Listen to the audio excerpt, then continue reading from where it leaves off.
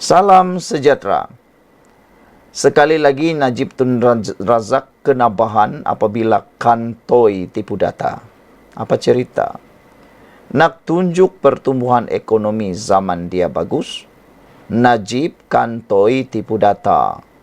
Najib yang berada di Jeriji Besi, di penjara Kajang sekarang pun masih aktif pula nak troll sini sana, nak kantoikan diri sendiri.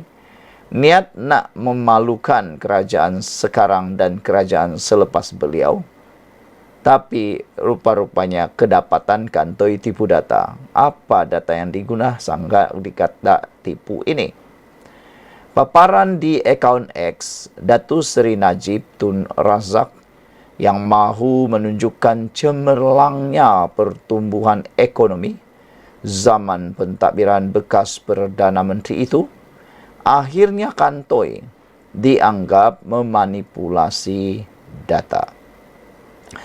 Dalam masa sama, sindiran pun menghujani hantaran itu, termasuk memohon pertimbangan Najib untuk mengeluarkan data ketirisan wang negara.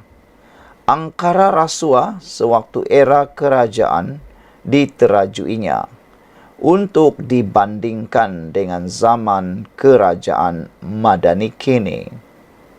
Terdahulu, Najib mendakwa kadar pertumbuhan ekonomi ketika Putrajaya dikuasainya adalah lebih 5 kali ganda lebih tinggi berbanding tempo selepas pentadbiran beliau. Kadar pertumbuhan juga lebih sama rata antara semua negeri dan wilayah masa Najib berbanding dalam tempo selepas Najib dipetik dari posting itu. Namun bagi orang ramai yang celik matematik, rumusan mudah pertumbuhan ekonomi oleh suami Datin Seri Rosmah Mansur berkenan dipertikai. Antaranya, pengguna X Soib Zahari yang mempersoal sama ada Najib mahu menipu atau tidak. Takkan ini pun nak menipu kot Najib, kata beliau. Kolom 2023 hingga 2017 kau tak tambah 100% campur figure. Tapi bahagian 2017 hingga tahun 2010 beria-ia kau tambah 100% campur figure. Ikut daripada yang ini, total kau RM 167%, kenaikan 7 tahun. Tapi tahun 2023 hingga 2017, 132,8%. Cuma ada penipuan lain yang kantoi, tulisnya yang meraih perhatian warganet. Tegas Soib lagi, Najib tidak menggunakan data yang betul. Data kau Najib tak guna base yang sama. 2017 guna data dimalarkan 2015. Tapi 2010 kau guna data, kau guna tahun dimalarkan adalah 2010. Lepas tu kau tolak sebab nak figure besarkan, katanya. Asasnya kau tak boleh tolak kalau base dia pun berbeza. Nilai inflated tak konsisten dan menipu. Tegasnya lagi diikuti saranan kepada Najib supaya menggunakan kaedah yang betul dan lebih tepat. Untuk rekod, Najib sedang menghadapi hukuman penjara di penjara Kajang sejak 23 Ogos 2022 selepas disabitkan kesalahan menyeleweng 42 juta ringgit dana milik SRC Internasional Sendirian Berhad. Dia kemudian pada 2 September 2022 memfailkan petisyen untuk pengampunan dirajam. Lembaga pengampunan telah mengurangkan hukuman penjara Najib daripada 12 tahun kepada 6 tahun, manakala denda dikurangkan daripada 210 juta kepada 50 juta ringgit Malaysia.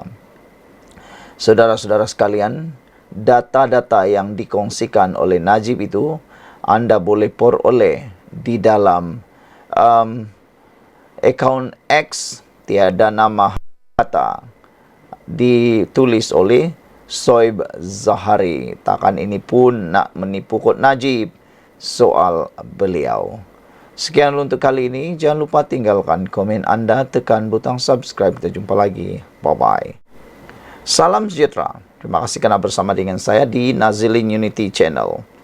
Dalam tulisan oleh Ahmad Mursi sebentar tadi, beliau mengakhiri tulisan beliau dengan kata, beliau teruja untuk melihat sikap Akmal Saleh, Ketua Pemuda UMNO, sama ada beliau terserlah kejantanannya atau tercirit gara-gara isu akta anti lompat parti, gara-gara adun rembia daripada UMNO telah pun lompat parti. Jadi sebab itulah, apa pula jawab Akmal Saleh apabila adun rembia pindah parti PAS? Ini komen Akmal Saleh, Ketua Pemuda UMNO. Beliau kata, beliau mempersoalkan pendirian PAS dan Perikatan Nasional. Ketua Pemuda UMNO, Dr. Muhammad Akmal Saleh, mempersoalkan pendirian pemimpin PAS dan Perikatan Nasional berhubung isu lompat parti dalam kalangan ahli parlimen dan ahli Dewan Undangan Negeri ADUN. Muhammad Akmal berkata, ini kerana sebelum ini kepimpinan PAS dan Perikatan Nasional menyelar tindakan tersebut dan mengutuk kerajaan agar tidak menerima katak-katak politik. Katanya, bagaimanapun apabila berlaku pada parti sendiri, mereka diam 1000 bahasa. Jadi mana pendirian orang PAS? Saya mau tanya kepada pemimpin PAS dan Perikatan Nasional, apakah pendirian kamu tentang katak politik ini? Adakah kamu setuju atau tidak? Kata Akmal Saleh. Jangan bila orang lain kita marah dan kutuk, tetapi bila kena muka sendiri kita sokong pula, kata Akmal Saleh. Sedangkan pemimpin ini perlu ada pendirian. Bukan sama macam katak politik ini, ujarnya dalam satu kenyataan menerusi laman Facebook hari ini. Terdahulu, Setiausaha Agung PAS, Datuk Seri Taqiyuddin Hasan mengumumkan ahli Dewan Undangan Negeri Adun Rembia, Datuk Muhammad Jailani Khamis menyertai parti itu secara rasmi. Menurut Taqiyuddin, keahlian Muhammad Jailani yang juga wakil rakyat UMNO itu diterima pada 10 Jun tahun lalu. Taqiyuddin yang juga Timbalan Setiausaha Agung Perikatan Nasional PN menjelaskan keputusan Muhammad Jailani yang digantung keahlian UMNO selama 6 tahun itu tidak dianggap sebagai lompat parti kerana pindaan rang undang-undang perlembagaan Negeri Melaka pindaan 2023 berkaitan lompat parti diluluskan pada 31 Julai tahun 2023. Tambah Muhammad Akmal, pemimpin perlu bekerja untuk rakyat, bukan hanya demi kepentingan diri sendiri sahaja, kata Akmal lagi. Apabila kita membenarkan ada lompatan sebegini, rupa akhirnya apa nak jadi dengan negara ini? Cukup-cukuplah menyusahkan rakyat yang berada di bawah, jelas Akmal Saleh lagi. Jadi itulah jawapan Akmal Saleh tentang isu lompat parti ini. Sekian untuk kali ini. Jangan lupa tinggalkan komen anda, tekan butang subscribe. Bye-bye. Salam sejahtera. PAS ambil katak akhirnya. Ini ulasan yang paling panas dan pastinya yang anda tunggu-tunggu dan cari. Adanya adun rembia ini tidak menambah. Tiada pula tidak ada apa-apa yang kurang. Ibaratnya adun rembia ni, bagi percuma pun orang akan reject. Kalau anda kenal betul siapa itu adun rembia, pastinya anda pun tak kepingin nak terima adun rembia. Saya tidak ralat, cuma tersenyum. Lucu dengan hukum hakam PAS yang berubah-ubah. Adun Rembiani awal kerjayanya adalah adun dalam PKR pada tahun 2018. Kemudian umum jadi bebas pada tahun 2020. Kemudian sertai UMNO pada tahun 2021.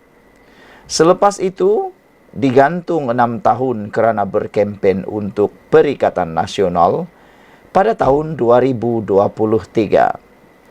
Hari ini katanya telah menyertai PAS, cuma teknik backdated keahlian kononnya lulus sebelum undang-undang tubuh Melaka dipindah, agak melucukan. Dan sebentar tadi beliau telah pun mengatakan punca beliau bersama dengan PAS. Beliau kata beliau bersama dengan PAS untuk sama-sama susah, sama-sama senang dengan rakyat. Alasan itu cukup dangkal. Kenapa sejak tahun 2020 telah melakukan perkara lompat parti? Kalau benar nak sama-sama senang, sama-sama susah. Itulah orang kata nak cari tempurung untuk berpaut.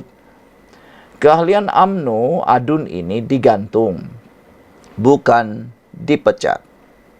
Hanya hak-hak dia sebagai ahli digantung. Sementara hingga tamat tempo. PAS kira dengan ambil individu seperti ini akan menambah kekuatan. Saya tersenyum.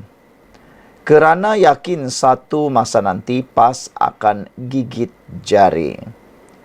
Jika kawan-kawan ditanya siapa sebenarnya Adun Rembia ini, satu sahaja kata kunci yang biasa keluar, yaitu emotional unstable. Pelatnya boleh berubah-ubah dalam sekelip mata. Begitu juga peliknya politik beliau. Semasa akta lompat parti digubal, PN PAS sebolehnya mahu wujudkan kelompangan untuk membolehkan mereka memancing dan bermain-main dengan katak politik. Kelompangan itu yang memerangkap mereka sendiri dalam kes 6 ahli parlimen. Setelah Tuan Guru Nik Aziz meninggal dunia, PAS semakin dekat dengan politik Machiavelli, matlamat menghalalkan cara yang disadur dengan doktrin agama. Semasa polemik 6 ahli parlimen di parlimen, saya awalnya berasa lega melihatkan ahli parlimen PN PAS berbahas sampai terkeluar anak tekak, berhujah bahawa perbuatan lompat parti adalah perbuatan hina. Saya fikir negara kita dah berubah dan semua sepakat menolak amalan itu. Tapi itulah PN PAS. Mulanya haram, kemudian halal langkah Sheraton, kemudian haram 6 ahli parlimen, kemudian halal semula dengan adanya Adun Rembia, kemudian nanti haram semula. Kita tahu sudah plot ceritanya, akan berpusing-pusing sehingga mereka puas. Bila PAS keluarkan fatwa berkait hal politik, itu bukan hukum agama sebenar. Itu hanya mainan PAS menunggang hukum agama. Kali ini saya teruja untuk lihat sikap Akmal Ketua Pemuda UMNO. Sama ada senada terselah kejantanannya atau tercirit. Saudara-saudara sekalian, nak tengok jugalah sebenarnya apa sebenarnya reaksi Akmal Saleh. Sekian dulu untuk kali ini. Jangan lupa tinggalkan komen anda, tekan butang subscribe. Bye-bye. Salam sejahtera. Terima kasih karena bersama dengan saya di Nazilin Unity Channel. Semalam, Ketua Menteri Melaka, Abdul Rauf Yusuf, telah pun memberi satu kenyataan yang pasti telah mencungkil hati Perikatan Nasional khususnya PAS. Apabila Abdul Rauf kata, mereka, Barisan Nasional UMNO akan rampas semula Dewan Undangan Negeri kerusi Dewan Undangan Negeri Sungai Udang. Katanya sudah waktunya untuk mereka merampas semula. Kenyataan Ketua Menteri Melaka itu disambut oleh Adun Sungai Udang, yang mana seakan-akan terjentik menggelupur pula dia. Apabila dia pula kata dengan penuh bongkak dan sombong, dia kata tak guna berkokok, Adun Sungai Udang cabar, Ketua Menteri segera bubar Dewan Undangan Negeri Melaka. Hebat juga Adun Sungai Udang ini. Baru Ketua Menteri Melaka kata mahu rampas, dia sudah menggelupur, terseksa nampaknya. Adakah itu petanda bahawa beliau ini tak tahan kuat, tak tahan uji, sehingga dia pula cabar Ketua Menteri segera bubar Dewan Undangan Negeri Melaka? Apalah yang nak jadi dengan anda ni, Adun Sungai Udang ni? Kan Melaka baru saja bubar, baru saja mengundi. Takkanlah mengundi pula. Ayo fikirkanlah berapa juta duit rakyat yang mengalir kalau buat pilihan raya lagi. Takkanlah baru cakap nak rampas semula pun sudah menggelupur, sudah meroyan, nak mahu pula bubar. Nampak sangatlah dia nak kuasa, nak fikirlah bongkak sombong sangat. Mungkin dia fikir mereka boleh rampas kerajaan negeri Melaka. Adun Sungai Udang, Dr. Muhammad Alif Yusuf mencabar Ketua Menteri Melaka Abdul Rauf Yusuf untuk membubarkan Dewan Undangan Negeri Dun Melaka. Mengulas kenyataan Abdul Rauf Yusuf bahawa UMNO Melaka akan merampas kerusi Sungai Udang pada pilihan raya umum akan datang, Muhammad Alif menggesa dia supaya segera membubarkan Dewan Undangan Negeri dan mengadakan pilihan raya. Netizen marah dengan kenyataan Adun Sungai Udang ni. Kata mereka, takkanlah baru cakap nak rampas pula, nak pula bubar. Kamu ni betul-betul lah, kata netizen, menyusahkan rakyat. Baru saja pilihan raya, nak pilihan raya lagi. Nak pilihan raya berapa kali ni? Takkanlah tiap-tiap tahun pilihan raya pula, kata netizen. Orang baru saya cakap nak rampas, kamu dah marah meluat, dah marah menggelupur. Di mana adab anda sebagai orang muda, kata beliau. Saudara, saya cabar, kata Adun Sungai Udang itu, saya cabar YB Tanjung Bidara ini bubar Dewan Undangan Negeri sekarang dan kita lawan. Bubar Dewan Undangan Negeri Melaka dan kita lawan dalam pilihan raya. Tak guna untuk berkokok sebegini, katanya kepada Malaysia Kini. Terdahulu, Abdul Rauf yang juga pengerusi perhubungan UMNO Melaka menyatakan kesungguhan parti itu untuk mendapatkan kerusi Sungai Udang pada pilihan raya akan datang. Dia menyorot kejayaan sebelum ini di 3 lagi kawasan di bawah Parlimen Tangga Batu, iaitu Kelebang, Paya Rumput dan Pantai Kundur, walaupun tewas di Sungai Udang. Muhammad Alif memenangi kerusi Sungai Udang dengan hanya kelebihan 530 undi menentang calon Barisan Nasional Muhammad Ali Muhammad. Rupa-rupanya Muhammad Alif ini hanya menang 530 undi. Okey, begitu bongkaknya dia, mungkin dia rasa dia 100% yakin menang. Sebenarnya belum tentu. Kemenangan anda di Sungai Bakap belum tentu dapat diterjemahkan di Melaka. Belum tentu lagi. Belum tentu. Kalau silap sikit kalah, menyesal. Menyesallah tak kesampaian. Hanya bermimpi lagilah menjadi YB. Mengulas lanjut, Muhammad Alif menyifatkan Abdul Rauf tidak faham realiti di Sungai Udang. Dia berkata ia boleh menjelaskan prospek UMNO bukan saja di Sungai Udang tetapi juga di 3 kerusi lain. Apakah Tanjung Bidara ini tidak mempunyai perisik-perisik di kalangan rakyat? Sentimen-sentimen di kalangan rakyat ini, apakah YB Tanjung Bidara ini tak baca dengan teliti? Katanya, bukan kata Sungai Udang, silap-silap 3 kerusi yang dipegang itu yang terlingkup termasuk Sungai Udang, katanya. Pada masa ini, BN memegang bilangan kerusi DUN terbesar di Melaka dengan 21 kerusi, diikuti oleh Pakatan Harapan dengan 5 kerusi dan PN hanya dengan 2 kerusi. Pada pilihan raya negeri lalu, UMNO memenangi 18 daripada 20 kerusi yang dipertandingkan. Selain Sungai Udang, parti itu turut tewas di Bukit Katil kepada Amanah dengan majoriti 1057 undi. Bersatu bertanding 15 kerusi dan memenangi kedua-dua kerusi Perikatan Nasional, iaitu Sungai Udang dan Bemban. Beberapa netizen berikan komen dalam ruangan komen di Malaysia kini. Kata netizen menjawab kepada kesombongan itu, letak jawatanlah kalau berani, apa hal minta bubar DUN pula, kata Oasis. Oasis ini paling best, dia kata daripada bubar DUN, Dewan Undangan Negeri Melaka, lebih baik Dr. Alif tu letak jawatan supaya kerusi itu jadi kosong dan adakan pilihan raya. Itu barulah berani, itu baru jantan. Apa pula nak minta bubar DUN, kata mereka. Itu paling pintar lah kan. Itu komen Oasis yang paling pintar. Patutnya itulah yang dibuat oleh Dr. Alif. Dia letak jawatan, buat pilihan raya, baru tahulah kan. Janganlah pula DUN yang dibubar. Apa punya pemikiran begitu, kata netizen. Adun PN mabuk PRK semata-mata gila kuasa, kata Pink Marlin. Rakyat patut sedar, wang dibelanjakan untuk pilihan raya wajar diperuntukkan untuk kebajikan rakyat, bukan untuk parti politik. Malaysia Maju kata, Adun PN Sungai Ujong fikir PRN tak pakai duit rakyat. Mereka di PN dari atas sampai bawah asik gila pilihan raya, kata Malaysia Maju. Rakyat tak payah cari makan. Tiap-tiap malam pergi ceramah politik dan buang masa. Macam ini rakyat dan negara boleh maju ke, kata Malaysia Maju. Begitulah kan, mereka tu kan suka pilihan raya, balik-balik pilihan raya, balik-balik pilihan raya.